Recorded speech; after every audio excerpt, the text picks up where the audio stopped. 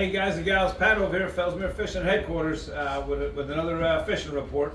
We missed last week, sorry about that. Everybody's been so busy, a lot going on, a lot of good things happening around here, man. The fishing has been a little bit different. We've got so much change of weather. I mean, you know, you get a couple of days that have that are consistent, and then and boom, it'll change. Then we'll get some rain, and it's I would say that it's not really normal this time of year.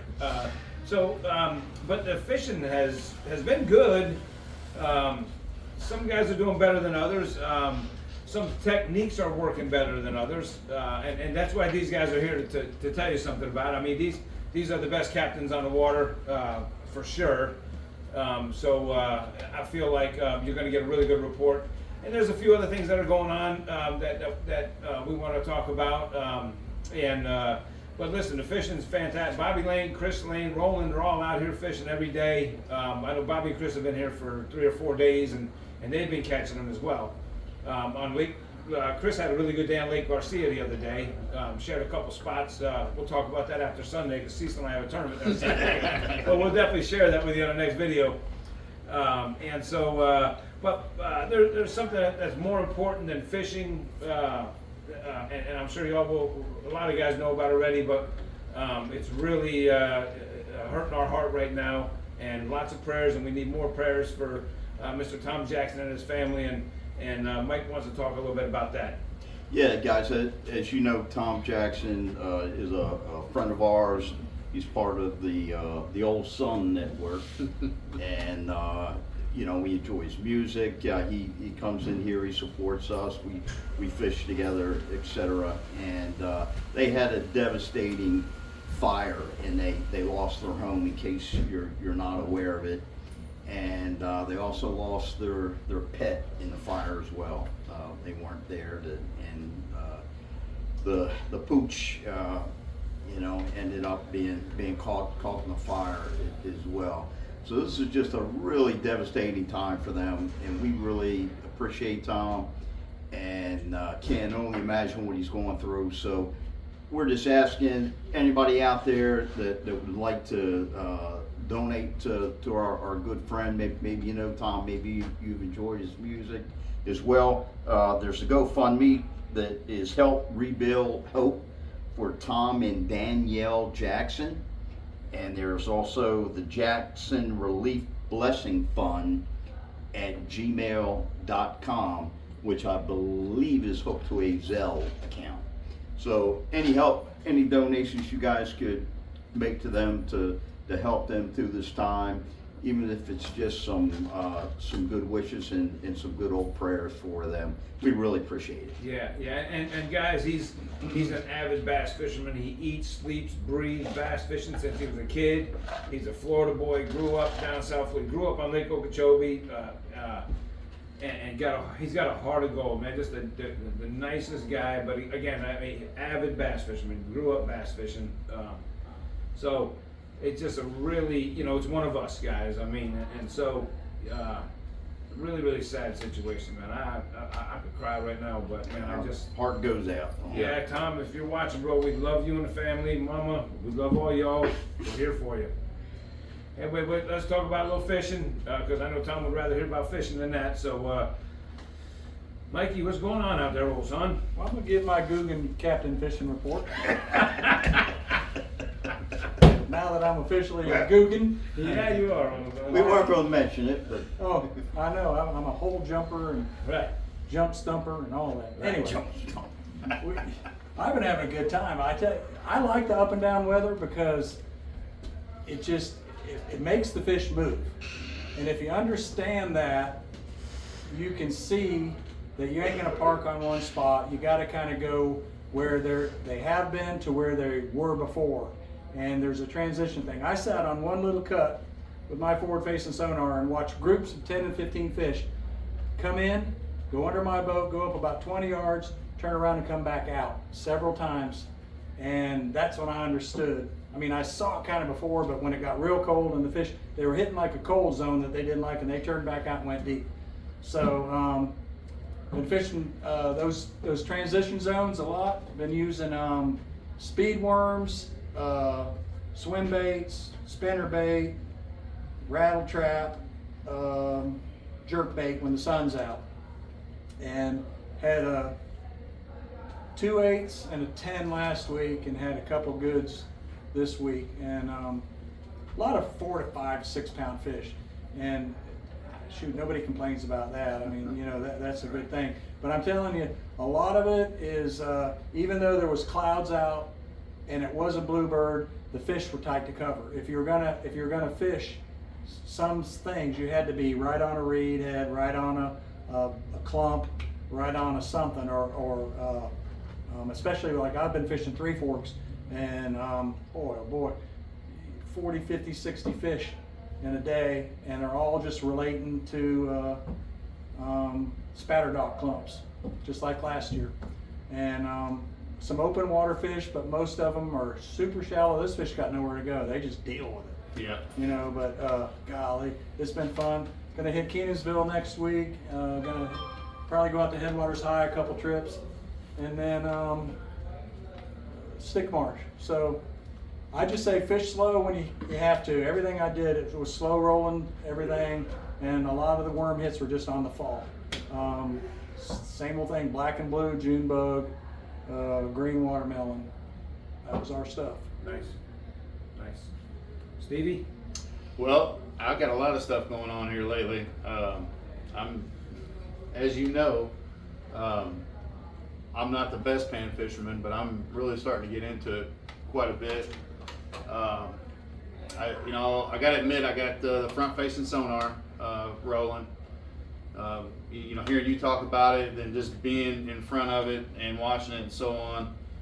But I will tell you this, I played some pro sports growing up, and I just kind of take to certain things. That front-facing sonar is one of those things I just take to. Yeah. And we've been wrecking the spec, the crappie. Mike and I are working on getting into that. So if anybody wants to crappie fish, give us a call. We're on them pretty daggone good right now, and can put you on some fish. Big crappie. Big crappie.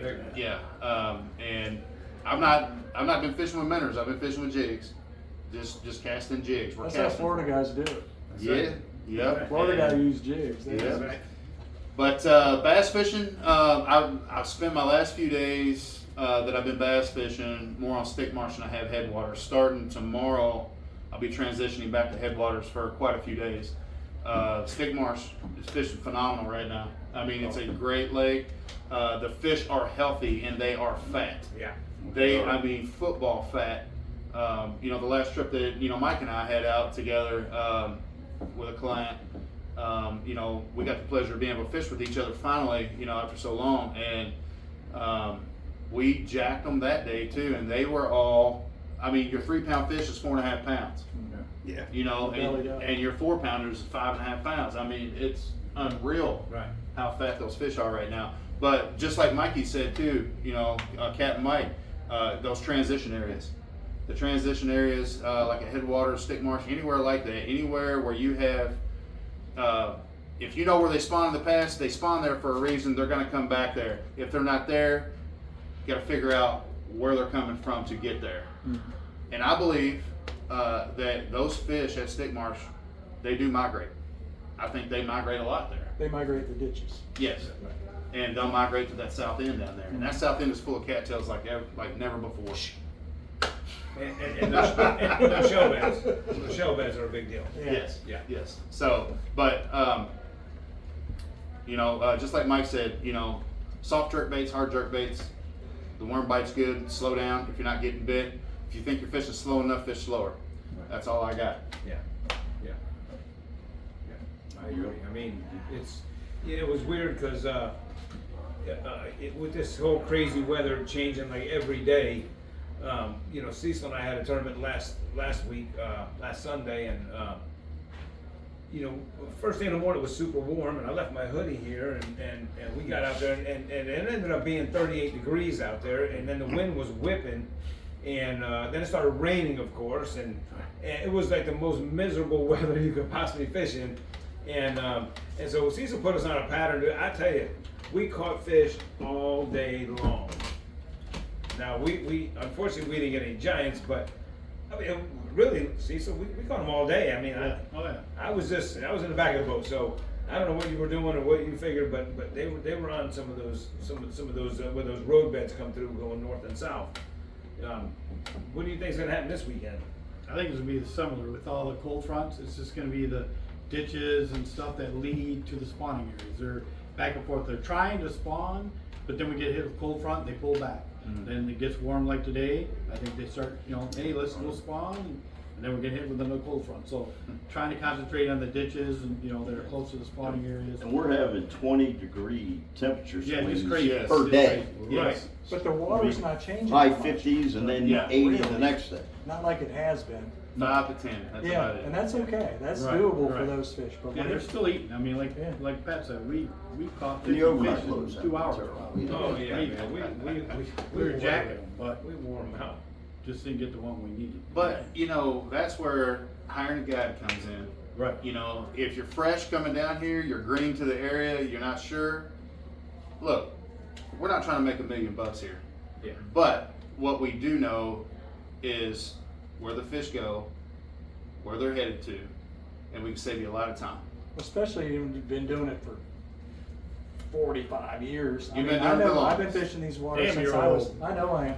But I learned from old guys. Yeah. And the pattern is always the same. And, Right. like if it's El Nino, it's one way.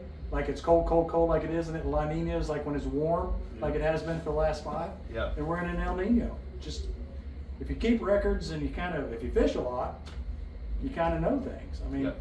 yeah. So, Yeah. and I tell you, I got that new Garmin 34.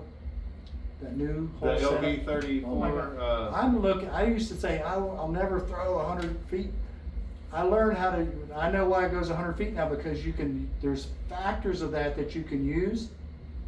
That when you're using it, when you put it out to 100 feet, it's putting out more power because it thinks it's reaching. But you're only looking in the mid zone, and it lights things up in the mid zone. That's where I started finding fish that I never even knew were there. Wow. I mean, you'd see like a flash or a this or that. Now it's catching them. I mean, Yeah. it's like, yeah, Wow. it's a big deal, buddy. Santa was good. I to tell me. you what, since I've had it, it's a game changer. Yeah. It's a absolute game changer. Yeah. Some people call it cheating, whatever like that. I call it improvising. I call it creative fishing. And I call it reducing the odds of empty water. Yes, we can check the spot and move on. We ain't, we don't have to wait around very long. Right. So, all right, well, that's about it, guys. Mike, you have anything to add to this deal here? I don't think so. I think these guys covered, pretty much everything that's been going on, and as usual, did a great job. And the fishing's good. Yeah. Call us, book a trip, reserve one of these great guides, and of course, you can come here and get your shiners and supplies and things that you need for a great day on the water. And we really appreciate y'all and hope to see you soon. I want to say one thing. Be courteous on the water. There's a lot of people who are not being courteous, especially like it's just a rule. We don't make it, the FWC does. If you're in the S Canal, you got to come off a plane. Right. And if you're like, see a guy who's fishing somewhere, don't pull up on him. It's just not cool. I mean, there's kind of look what they're Not doing allowed. and then go duplicate it somewhere else, but don't pull up. I mean, we work hard to find these spots. And, some of these spots I fish every other year just because of the way stuff happens. But nobody owns the lake, but it isn't cool to pull up on anybody. I don't care if it's just another guy, not a guide in specific, but it just, Plenty of water out there. yeah. Plenty of water. Yeah. Yeah, and if you are gonna pull up on somebody, just holler at them, hey, Yeah. you mind if I fish here, or, Sure. around you or behind you, just like Mike said, just common courtesy, and most guys are good with that. Yeah, and some of my better days have been kicking it right next to big sexy Steve Spatafora. Oh, yeah. I get some Kick- good content from and that. I mean we're like right next to each other comparing, clients comparing fish and stuff. So, Yeah. we talk. So Right. just talk to each other. That's all. Just talk to Communicate. each other. Communicate. Absolutely. Yeah. Happy Hanukkah. Yeah. Happy New Year, everybody. Happy New Year, guys. Amen. God bless Tom Jackson and his family. We love you, Tom. Love you, Tom.